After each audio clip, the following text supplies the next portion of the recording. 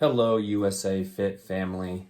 Well, this week I want to address a topic I've talked a lot about and give you a little bit of options on how you want to consume your content and get your information.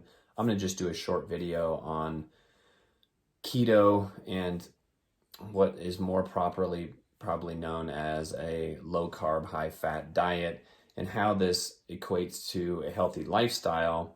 And then I'll link a video that I've done in the past that specifically addresses keto and how to use this as a runner and the benefits and a lot more of the science behind what happens with your body when you're trying to be a more fat adaptive athlete and specifically for running.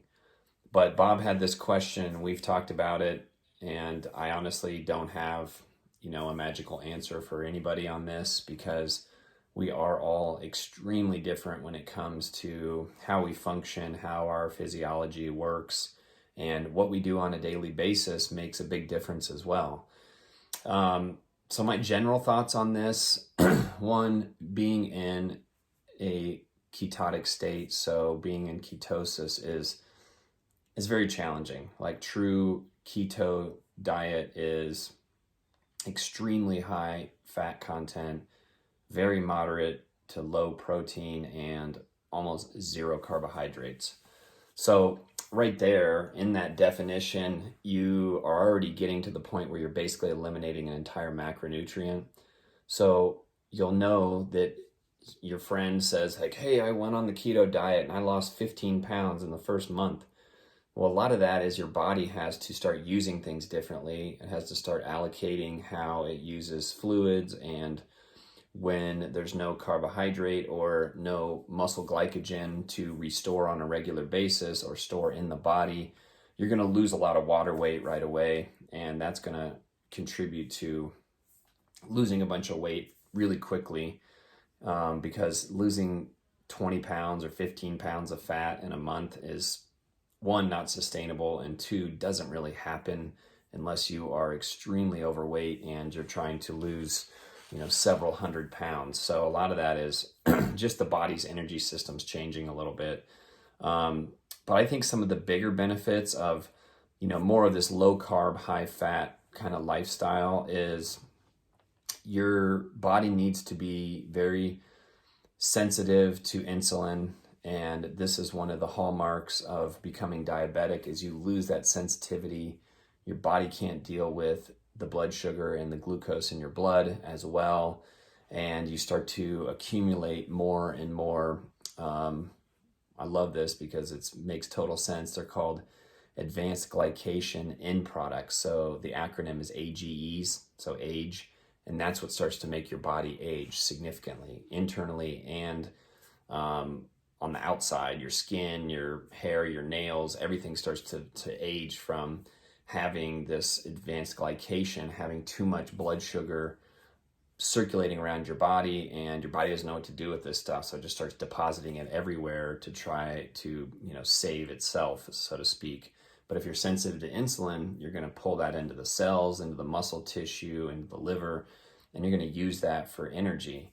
And if it doesn't have to do this very frequently, but it also doesn't have to do this in huge amounts, so you don't have a ton of things coming in that are converted to blood sugar pretty quickly and glucose, then, so low carbohydrates, then your body's going to deal better with it.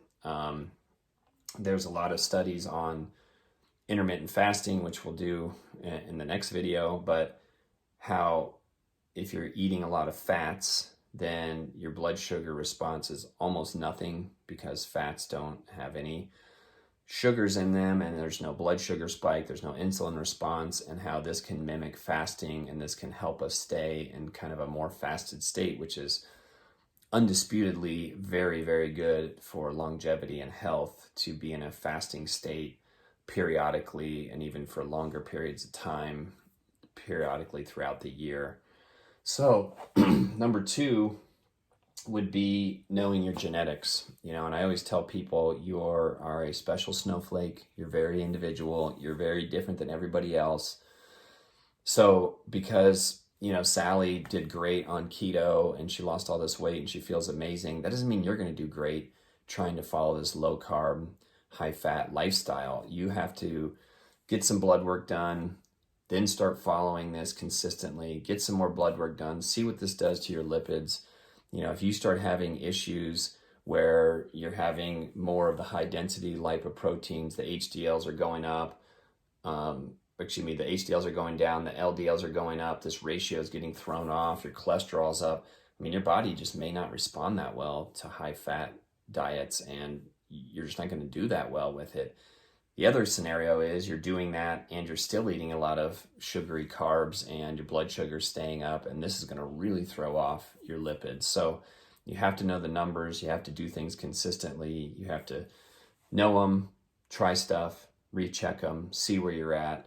Just like everything in life, you got to test, retest, and see if what you're doing is actually helping. So let's talk about the third thing, which is not all fat is created equal. And what I mean by that is not everybody does so well with having higher levels of saturated fats or omega-6 fats or even the polyunsaturated or monounsaturated fats, and your body's going to respond differently. And this goes again back to your genetics and knowing yourself and your blood work. So you have to really look into that and see how your body's responding to that.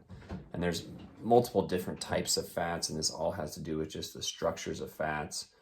And consuming certain ratios of these fats is really helpful. And it's not just about like eating bacon and sucking down butter, and that means you're living this great keto lifestyle. So you have to kind of pay attention to some of those factors too.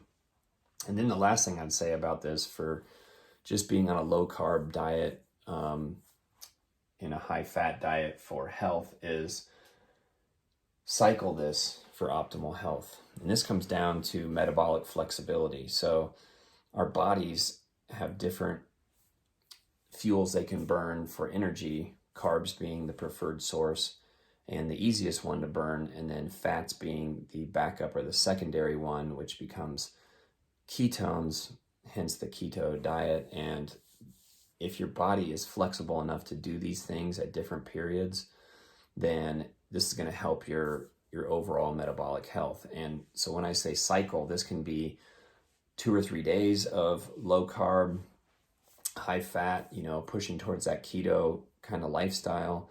And then maybe on the weekends, you're a little looser, and then you do some running. And so you can mix in a lot more carbs around that. And that helps you kind of refuel for the week. Maybe you're running this kind of like 5 days of the week, you're pretty low carb, high fat. And then a couple days on the weekends, you have a lot more carbs, you replenish those stores. Maybe you just do it around your workouts. Maybe you work out 3 or 4 days a week, so you get a lot more carbs around your workouts. That fuels your workouts better. Maybe you're doing a week on, a week off. There's all kinds of ways you can kind of cycle it through, but they're all going to help with just getting healthier in terms of your body's overall flexibility to burn different substrates and fuels. And this will help if you look at the other video just on how to be a more flexible fuel burner when you're running, especially long distances, and when you kind of breach that threshold of going from being aerobic to anaerobic and back to aerobic, like you're going to do when you're running or you're racing. So these are just some general thoughts on keto, low carb, high fat lifestyle, and how to just do this for health. If you get more questions, put them in the comments below. Let's sort through them. Let's answer them. See if anybody else has any other thoughts. I'd love to hear them. Have a great week, and keep on trucking.